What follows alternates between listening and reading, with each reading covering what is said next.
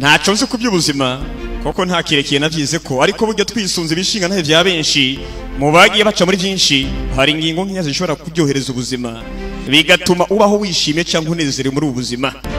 Muri izo ngingo ndetse nke iya mbere iravuga iti ni wige kuba umuntu ashima canke yibuka ineza yagiriwe, ico bita mu gifaransa être reconnaissant. Kuba umuntu yibuka ineza yagiriwe mu buzima kiri mu bintu bishobora gutuma ndetse ubaho neza wishimira ubuzima.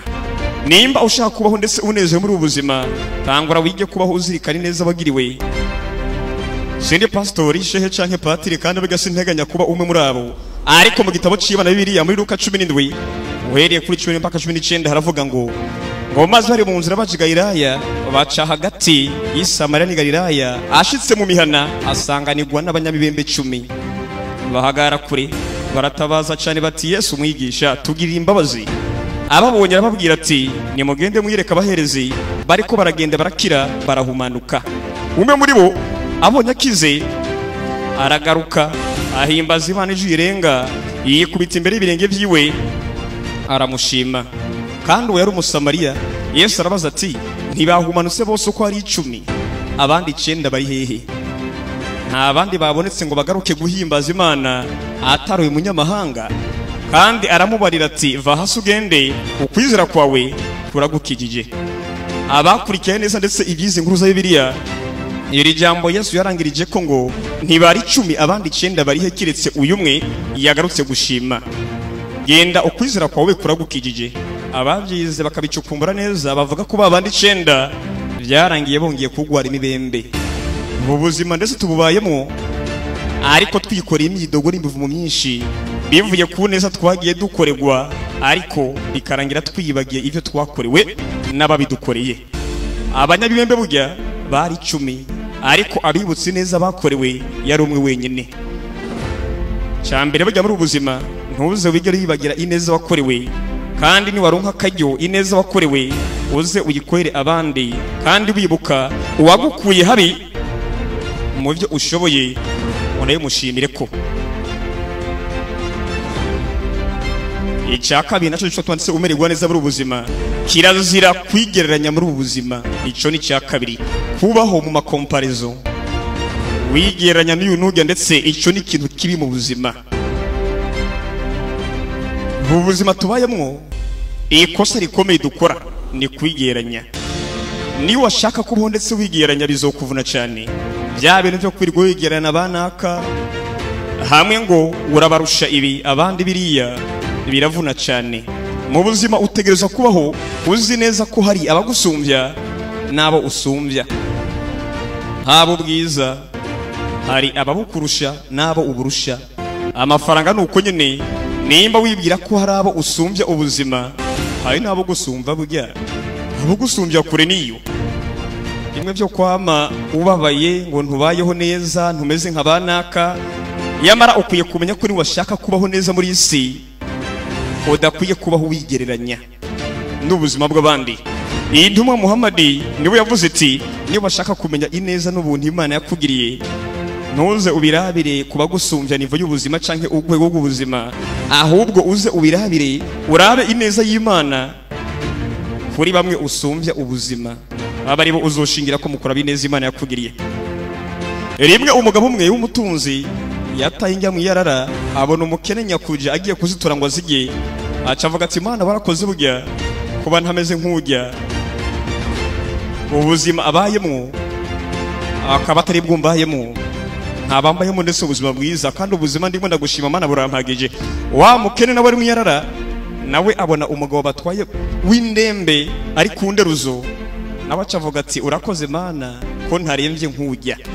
Uri ku nderuzo nawe abona ugiye guhamba wamutwaye yapfuye, nawe acagira ati urakoze Mana ndagwa ariko ndi muzima tu. Nta uzi n'uwari yapfuye icyo yashimiye ku Imana, kuko mu rupfu ntituzi bibayo. Mu buzima rero ntuze wigere wigerayo n'umuntu n'umwe, ni bibi cyane. Urukuri nabyo byiza uko uri nyene uko uba ukwiye kubiguma. Icya gatatu, ntukagire ishari umuntu n'umwe ku kintu na kimwe. Ishari burya abahinga bagita muri umuna w'uburozi. ishari risigura ko uba weretse Imana ko ivyo naka afise bitamukwiye ahubwo Imana yavyibeshe ko ahubwo bari bikwiye guhabwa wewe canke ico naka ari adakwiye kuba ari co ahubwo Imana yacibeshe ko cari gikwiye kuba wewe. Naka aratunze birakubabaza ko batari wewe utunze ivyo atunze, ariko burya ntuzi inzira yaciyemo ngo atunge. Unayigerageje burya n'igihe usanga unayiruhiramwo ukanayipfiramwo inzira yatungiyemo. Cyangwa utazi bimuhanze mpaka uyu munsi wibaza ngo wabayeho mu maraha atari kukuri. Ishari rituma ndetse urogota ku Mana. Ikindi cyakane cyo tuma ubaho neza unezerewe muri isi, uze wirinde kuvuga umuntu nabi. Kimwe mu bintu bibi bihari kuri isi, nimba ushaka kwiberaho neza uze umenye umuntu nabi bitewe n'inabi yagukoreye, ariko ntuzigere umuvuga nabi mu bantu yaba hari cyangwa adahari. Kuvuga umuntu nabi mu bantu ntibituma bakumenya neza wewe, oya, ahubwo bikugira mubi gusumba nyine kuvugwa. Mukagwika abantu burya nta muntu yigera akunda umuntu wese yirirwa avuga abandi nabi, kuko bamutakariza icyizere nayo mu bandi. Kuko nimba uvuga nabi naka ntakabuza ko nanjye bugiye utazumvuga nayo mu bandi. Kindi cya gatanu bijya cyo gufasha kubaho neza muri isi, uze wirinde kubaho mu binyuma, ico bita fake life. Ubuzima bwo gufakinga buri kimwe ukagomba kubaho uko utameze. Ibintu by'abahungu byo kwirirwa batiza amakoti ngo baje kwemeza abakobwa canke ko batiza imiduga ngo bagende kwemeza bigeme, ni kimwe mu bikorwa bigayitse kandi bisuzuguritse. Ba uriwe ugukunda gukunde ukwanka kwanke. Nyuma y'igihe burya ikinyoma kimara umunsi nikimara umwaka ariko niko kuri kubuzima. Kindi cya gatandatu ndetse uze wirinde kubeshabesha. Ya migari ngo umugabo atabesha ntasumira umwana, ni migari mukwiye kuvavanura nayo. Kuko burya imwe mu ngaruka mbi z'umunyakinyoma nuko iyo bimenyekanye ko abesha atakarizwa icyizere. Kandi burya umubeshi yamenyekanye, ikibi nuko naho yuvuga ukuri atawizera ko yavuze ukuri. Ikamera nka ca gisomwa cyo muri primaire ngo nkizi kigufa. Imfyisi yari maze kumenyera kubesha, ariko umunsi ukuri ko habaye biba byanyavyo, irahuruza izindi mfyisi zanka kuza gutabara. Yebwira se n'ubundi n'ivya bindi vyiwe nyene kimwe abiraho vyasame nyene irinde ipfa imfyisi kubera kumenyerwa mu binyoma vya hato na hato. Ubuza buryo bukwiye kuba seriye ukaba umuntu adahugumba, umuntu ari serious nyene, kuko utabaye seriye burya hari abandi bafata ibinyoma vyawe nk'ibiri seriye nyene, uburyo iba nkakaranga muntu ibinyoma vyawe vya hato na hato buri muntu wese ntongere kukwitaho. Ikindi cindwi cyo tuma ndetse ubaho neza muri isi, uze wige kunyugwa n'ivyo ufise cyangwa se kubumbwa n'ivyo ufise. Burya kutanyugwa nibe byatumye twisanga muri ibibazo byose turimwo. Adamu na Eva bari barahawe ibiti byose byo kwisi, ariko ntibanyugwa. Bahitamwo kugerageza no ku giti kimwe gusa mu mamiliyoni bari barahawe by'ibiti, ntibavyitaho. Bagomba kumenya ahubwo na ca giti kimeze gute, naco ni gute tukibuzwa naco. Bagomba kumenya uko kimeze. Birangira bahemutse. Mu buzima utegerezwa kumenya ko atakintu na kimwe cyotuma inyota canke inzara biguheramwo. Kwifuza ibindi bintu vya mirenge nibikakurangwe ko burya nabwo burya n'ububwa. Umuntu aremwe muri kamere kutanyugwa n'ivyo afise, ariko nibiga kubumbwa n'ivyo afise bizotuma unezerwa. Kuko n'ubundi rega ibyo udafise ubunyene nta na kimwe ukora ngo bihabwe rega. Wokora iki se? Nimba utabungwa no kuburi mugufi wokora iki ngo ube muremure? Nimba utabungwa no kwirabura wokora iki ngo ugire inzobe? Wisige mukorogwe rega birangira bihuraguye inyuma tukagutwengera inzobe utari usanzwe ufise, umazogera agasura nk'akameze nk'ikarata y'isi canke y'u Burundi, kikaba ikibazo. Ntaco wokora ngo ibidafise ngo bihabwe ubunyene nta na kimwe. Niyo mpamvu bukwiye kubumbwa n'ibyo ufise uyu munsi uyu.